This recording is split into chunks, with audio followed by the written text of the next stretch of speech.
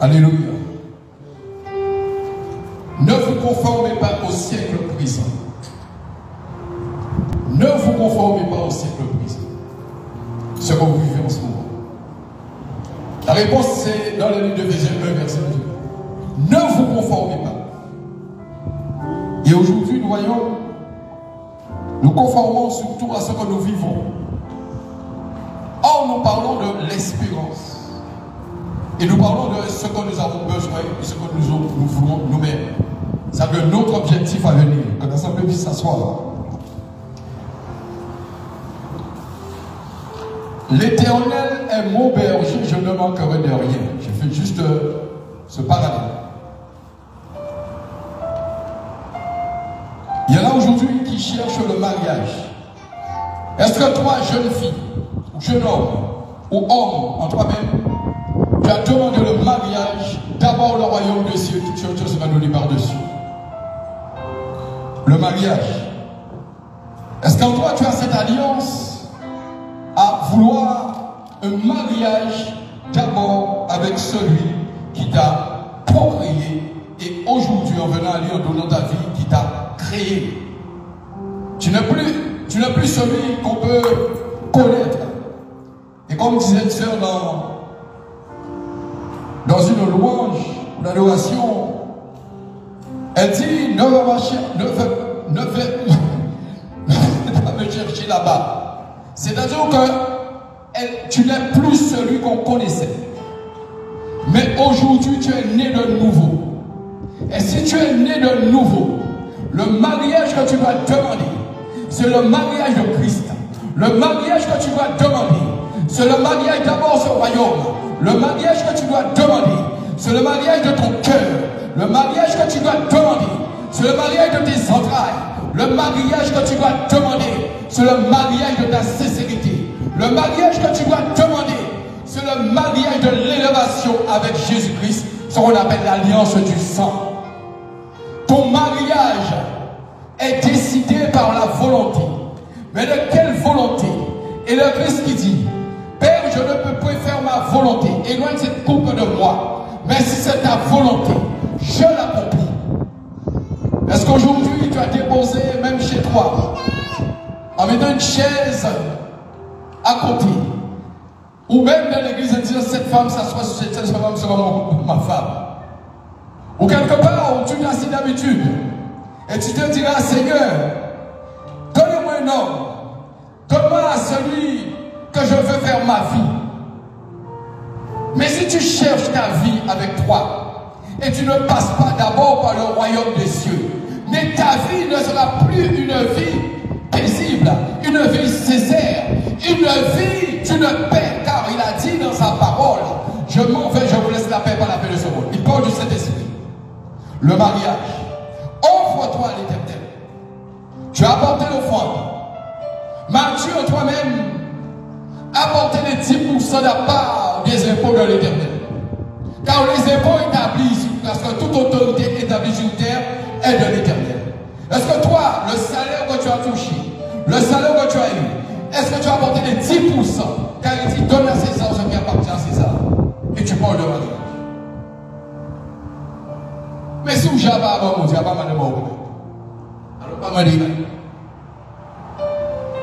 Si vous n'avez pas l'Éternel en lui-même, car c'est ta femme, car tu es l'épouse, il est l'époux. D'abord, il faut rechercher la parole. La traduction de la parole reflète ta vie naturelle. Reflète ta vie naturelle. Si en toi tu as besoin de mariage, est-ce que toi-même tu accomplis et tu obéis à l'Esprit de Dieu? C'est l'autre question. Et auparavant, nous voyons que nous parlons de mariage. Un homme vient chez une famille ou voir la mère d'une femme qu'il aime et lui demande sa mère. La première question, comme nous l'avons dit, combien de fournières ça va? Combien de fournières ça va? Combien de vous tournez mal? En d'autres termes, est-ce que toi-même tu as une situation sur le travail? En d'autres termes, je voudrais voir vraiment, je peux te supporter, mais voir vraiment ton cœur. En d'autres termes, je veux savoir qui est ta famille. Qui est ta famille aujourd'hui? Et tu veux demander à l'enfant de l'Éternel sa main. Est-ce que tu fais partie de la famille de l'Éternel? Tu veux demander à l'enfant de l'Éternel sa main. Qu'est-ce que tu as? Qu'est-ce que tu possèdes? Le mariage. Est-ce que tu es dans ma maison? Est-ce que tu fais partie des lois? Le mariage. Voyons dans le livre de Romains 11, et cela répond aussi à cette alliance. C'est juste une exhortation. Romains 12, plus ou moins. Vas-y, ma soeur. Est-ce qu'on doit terminer? Romains chapitre 12, verset 1. Je lis la parole du Seigneur. Je vous exhorte donc, frères, par les compassions de Dieu, à offrir vos corps comme un sacrifice vivant, saint, agréable à Dieu. Comme un sacrifice vivant, saint. Tu demandes au mariage. As-tu déjà dans ton corps toi-même ce qu'on appelle la sainteté? Ou pas même que madame n'a jamais touché. Mais on a un gros problème. As-tu la sainteté? Offre-toi. Cela définit l'exemplarité des choses, l'exemplarité de notre vie. Continue. Agréable à Dieu. Agréable à Dieu. Est-ce que tu fais partie du cheminement de l'Éternel? Est-ce que tu obéis à sa parole? Est-ce que tu obéis à ses lois, à ses ordonnances, à ses commandements? Continue. Ce qui sera de votre part un culte raisonnable. Alléluia. Continue. Ne vous conformez pas au siècle présent, mais soyez transformés par le renouvellement de l'intelligence. Soyez transformés par le renouvellement de l'intelligence. Et tu parles du mariage. Ne vous conformez pas. Il parle de sainteté. Prenons le livre d'Éphésiens 1, verset 21.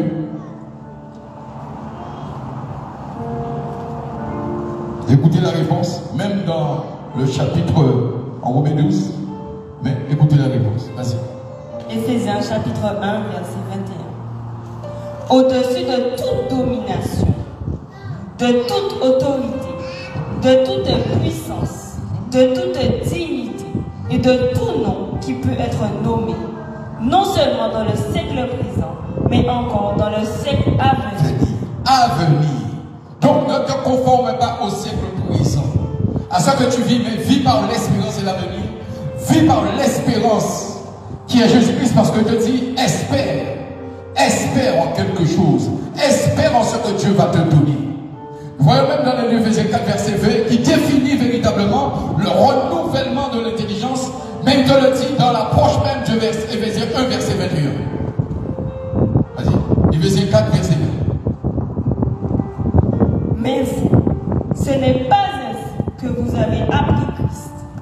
Si du moins vous l'avez entendu, et si, conformément à la vérité qui est en Jésus, c'est en lui que vous avez été instruits à vous dépouiller.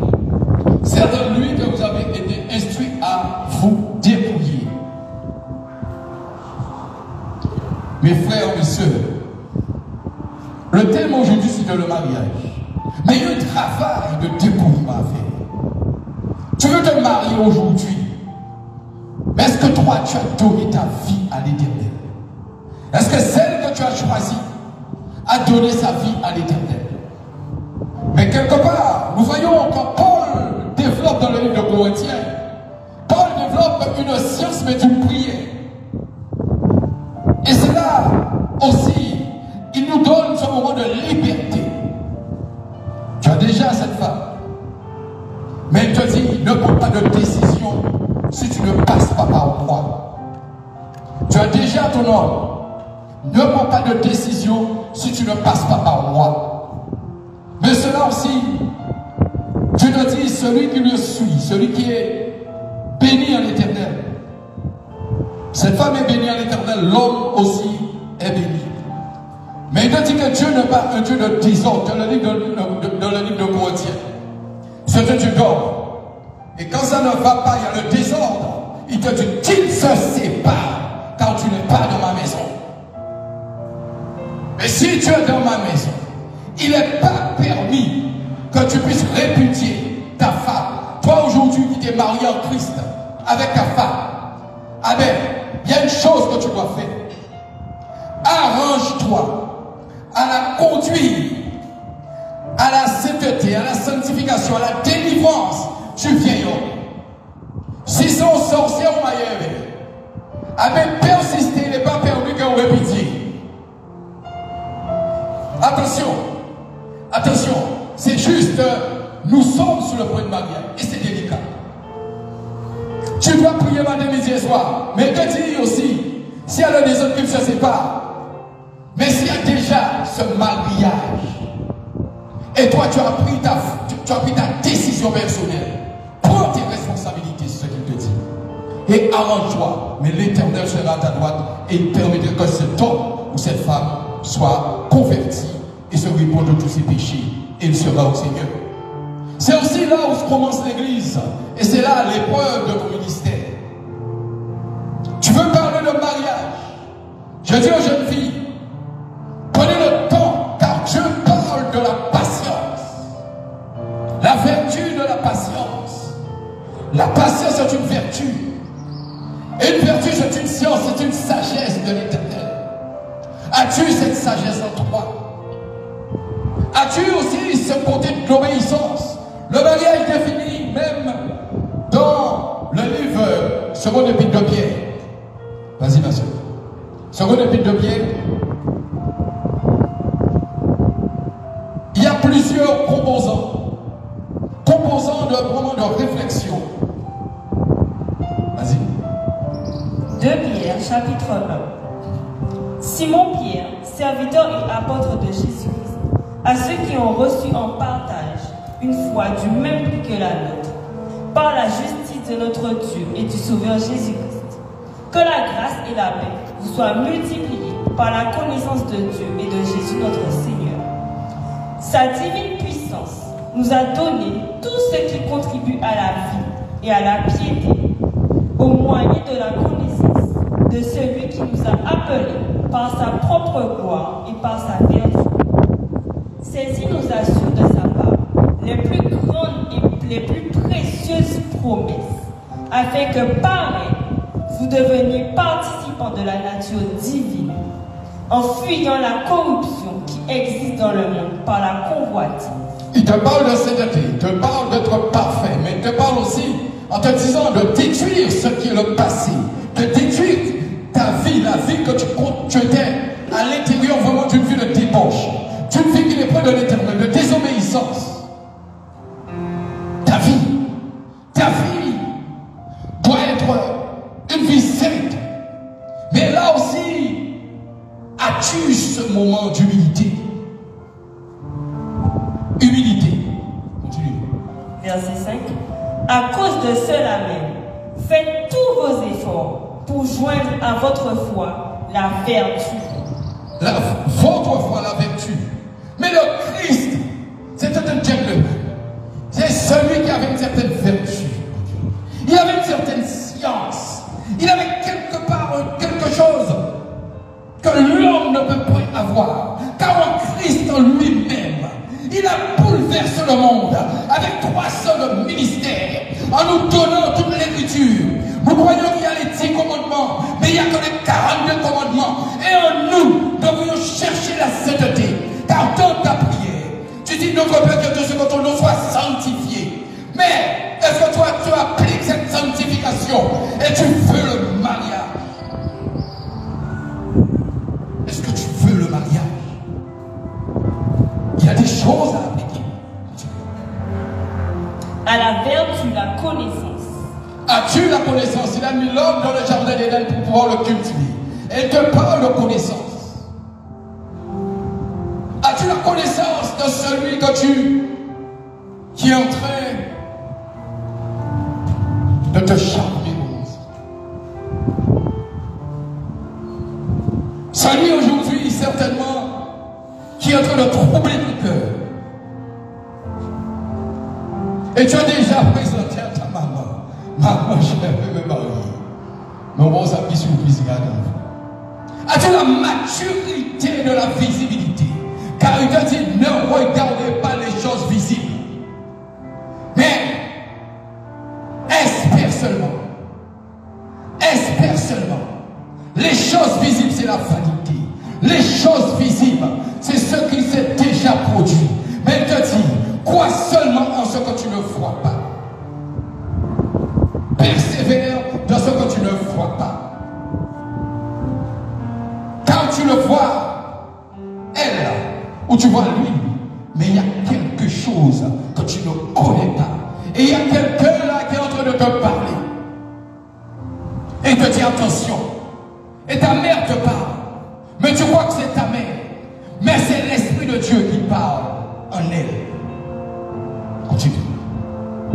À la connaissance, la maîtrise de soi. As-tu cette maîtrise?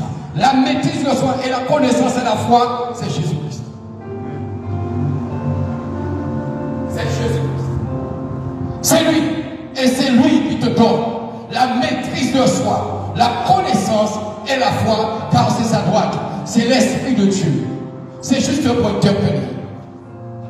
Continue. À la maîtrise de soi, la patience. As-tu la patience? Continue. À la patience, la piété. As-tu cette piété?